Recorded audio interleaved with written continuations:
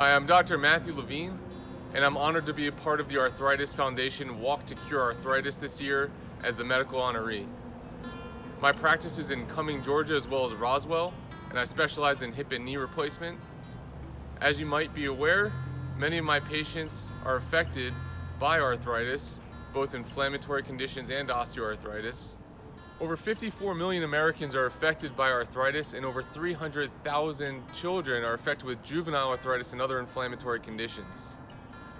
The donations provided through this foundation help provide assistance to research that will help these patients live a life of yes, increase their odds of being able to say yes to running and other activities that they enjoy. This Saturday is the virtual Walk to Cure Arthritis.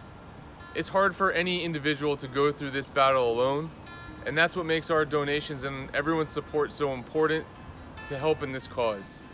I hope that I can count on you to join us on Saturday and make a difference.